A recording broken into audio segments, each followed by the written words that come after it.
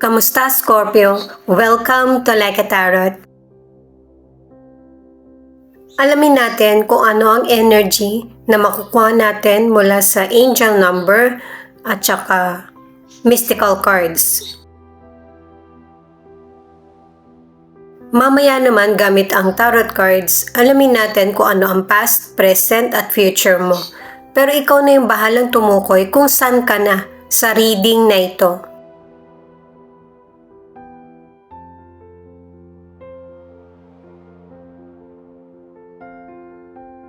Six, you are moving into your best life. The transformation to abundance has begun in all areas of your life. Get ready for good luck and fortune to shower down on you. Ibig sabihin nito guys ay meron ng magandang mangyayari sa buhay mo na magbibigay tuwa at saka swerte sa iyo na pagbabago.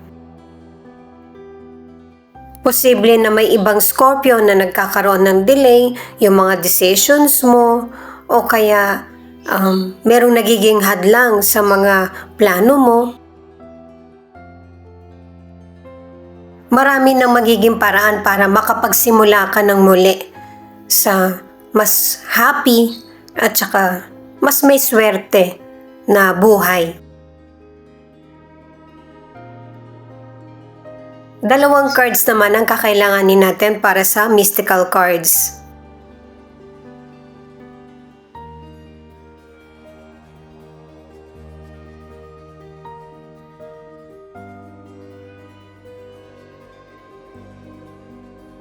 Posibleng may mga Scorpio na nagiging yung bang nawawalan ka na ng pag-asa sa nangyayaring sitwasyon sa buhay mo or pinagdaraanan. Pero nakatatlong cards ka na may total changes sa buhay mo. Yung kalungkutan, kapigatian, kakulangan, parte ng buhay natin. Na merong mga magandang dahilan na para sa improvement mo. Kailangan mong isurrender sa may kapal yung mga sitwasyon na nangyayari sa iyo. Kasi merong mas kakaiba na pagbabago mangyayari sa buhay mo. Kumbaga sa fruit, hinog ka na para sapitin mo na yung magandang kapalaran para sa iyo. Gamit naman ng tarot cards, alamin natin ang past, present at future mo. Paalala para sa mga bagong viewers na ang reading na ito ay timeless reading. General reading at guide po lamang kaya hindi po magre-resonate sa lahat. Kunin mo lang kung ano yung akma sa sitwasyon mo, ano man ang gender mo or edad mo. Ikaw na rin magpalit kung si person mo ito o ikaw. At ito yung start ng 1 week reading mo.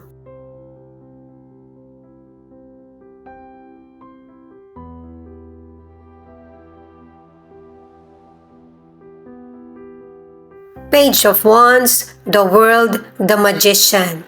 Ito yung cards mo para sa past. Posibleng may ilan sa inyo na hindi mo pa napagdidesisyonan ito or may ilang Scorpio na nagawa mo na magkaroon ng desisyon. Pinapakita rin sa mga cards na matalino ka at na-express mo yung gusto mo at saka nararamdaman mo. At saka sa mga nangyaring problema sa buhay mo, makakamit mo na yung pang long term na success. Hindi lang sa nangyayari sa karir mo, sa negosyo, sa pag-aaral, sa mga decision, kundi masaya din yung kalooban mo. Marami pang darating na golden opportunities at pinapakita mo pa lalo yung power mo, ano man ang gender mo. At ito yung time na tumatama din yung mga naiisip mo or kutob. Ang ilan sa inyo magsisimula ka ng bagong trabaho, project o kaya ang ilan Palalakihin mo yung negosyo mo or magsisimula ka ng panibagong negosyo. Ang ilan naman, nasa ibang lugar ka or ibang bansa. At kung papipiliin ka, mas gusto mo na dun ka na lang pumirme sa kung nasaan ka ngayon. Kasi ayaw mo na din ng palipat-lipat. Ang ilan naman, pinaplano mo na yung future mo. Kasi nagiging maganda yung takbo ng karir mo at saka yung pasok ng financial. Kung sa Pilipinas ka ba maninirahan o kaya sa ibang bansa na lang. At saka meron ding Scorpio na ang nagpapabago sa mga decisions mo ay yung tagumpay na nakakamit mo. Kung dati wala kang plano, nagkakaroon ka na ng plano para sa pagpalawak ng financial na meron ka or mas lalong matuto sa karir o negosyo. Ang ilang single, itong tatlong cards ang nagsasabi na seryoso yung potential person sa iyo at saka siya yung una nagpapakita ng motibo na gusto ka niya. Ang ilan sa relationship, pareho kayong committed at saka seryoso ng person mo sa relationship nyo. Posible na ang ilan ay magpakasal na o kaya magsama na. Ang ilan naman ay nagpaplano yung person mo na mas maging exciting ang relasyon nyo. Ito yung mga cards para sa present. Six of Pentacles in reverse, Knight of Cups, Six of Wands. Itong cards sa mga present, pinag-iingat ka ng mga cards. Kasi merong person na darating sa buhay mo na dahil sa magandang nangyayari sa buhay mo, aabusuhin ka. Huwag mong hayaan na magtagumpay itong person na to, kundi masasayang yung mga pinaghirapan mo. Posible na lover ito, person mo, or family member, or kaibigan. Mapagbigay yung mga Scorpio sa mga unang cards pa lang pinapakita na kahit dito sa mga cards na ito. Pero limitahan mo yung pagbibigay ng financial. Magbigay ka ng makakaya mong maitutulong mo lang.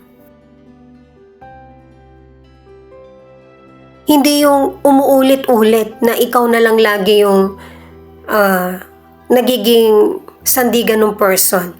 Kailangan din kumilos ng ibang tao para sa sarili. Maging wise sa paggamit ng financial kahit na maraming dumarating na pagkakataon sa iyo. Kasi kung nagkaroon ka ng mahirap na sitwasyon dahil sa financial, yung kapwa mo ganun din ang nangyayari pero maling paraan ang ginagawa. At saka sinabi na sa mga naunang cards na pang long term ang tagumpay mo kahit yung financial. Kasi nagtiis ka, kaya mas makakabuti talaga na nagtitiis at saka tama yung gagawin para katulad sa iyo na pang long term din yung makakamit na financial. Ang ilang single may potential person na hindi naman talaga love ang intensyon sa iyo. Ipaparamdam niya sa iyo na siya yung dream partner mo at papangakuan ka rin niya or magpo-propose siya sa iyo. Yung mabilis yung mga pangyayari. Madadala ka sa sitwasyon na ito kasi magaling mang-akit yung person.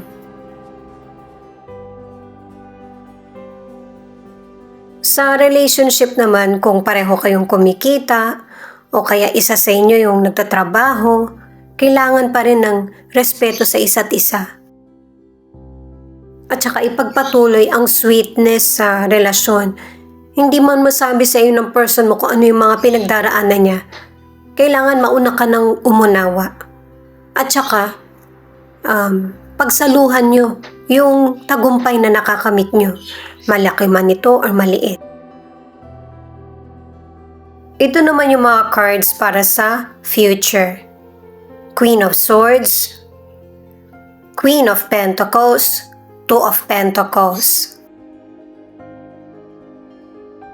May dalawang person sa buhay mo na pinipilit mong magkasundo sila o kaya yung mabalanse na pareho silang maunawaan.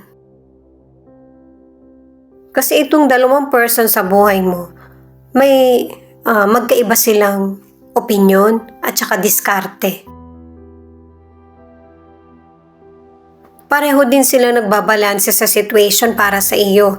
Pwedeng magulang mo ito at saka yung person mo. Or yung person mo, kaibigan, boss or anak. Sinisikap mong balansehin yung situation nyo. Ang ilan sa inyo sa kalusugan, mas lalong humihina yung resistensya mo kasi nakakapag-isip ka ng hindi nakakabuti sa kalusugan mo. Healthy ka man or meron kang health issues. Pero ang ilan, kahit na merong mga issue na dumarating sa buhay mo, mas pinipili mong pangalagaan ang kalusugan mo. Kahit na nasabi na ng doktor sa'yo na meron kang illness, palaban pa rin yung isip mo. At ito yung nakakatulong sa ibang Scorpio. Posibleng sa una nung marinig mo, hindi ka natuwa. Pero unti-unti natatanggap na ng isip mo.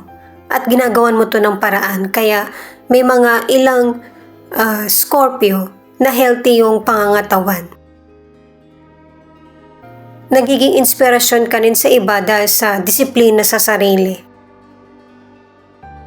Ang ilang single, anuman ang estado ng pagiging single mo,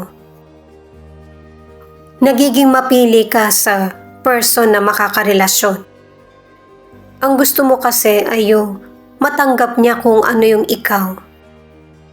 At may ilang single na may standard ka sa pagpili ng makakarelasyon. Ang ilan sa nasa relationship, namimiss mo yung pagiging single. Kasi ang dami mong responsibilidad, yung gusto mo naman magkaroon ka ng time sa sarili mo or yung magkaroon kayo ng time ng person mo. Nung mga single pa lang kayo, wala pang responsibilidad. Pero ang ilan sa inyo, nauunawaan ng person mo kung ano yung pagsisikap mo at saka paghihirap sa relasyon. Ito naman yung mga cards na feelings ng person mo na pwede rin ipakita kung ano yung feelings mo. May ilang Scorpio na natutunugan mo na or nalalaman mo na yung person ay hindi totoo sa iyo. Hindi may tago ng person yung totoong feelings niya sa iyo, yung pakikitungo ba?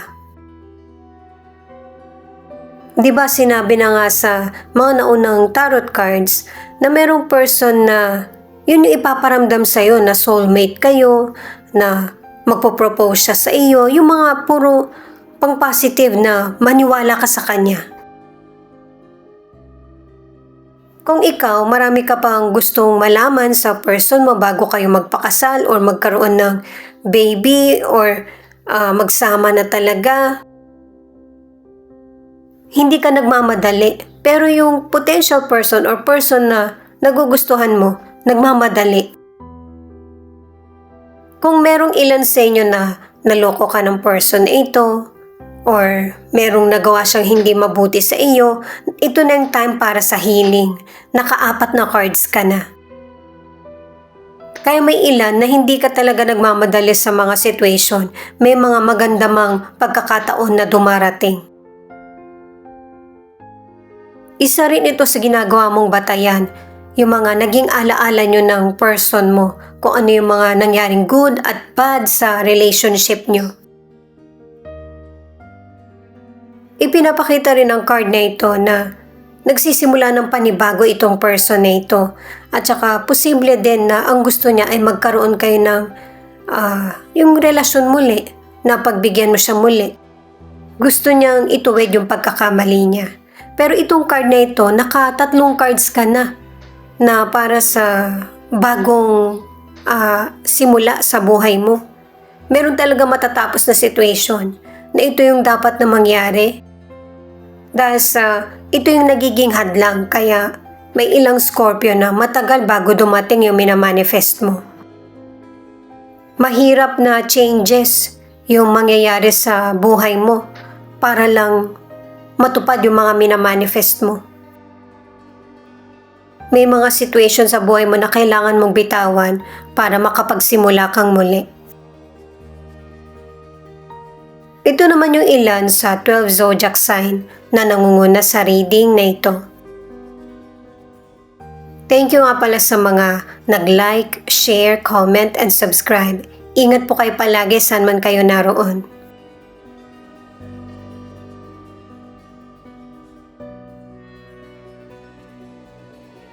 Cancer, Scorpio, Taurus, Aries, Libra, Gemini. Ito naman yung mga letra na posibleng andito yung letra ng pangalan ng person mo or letra ng pangalan mo.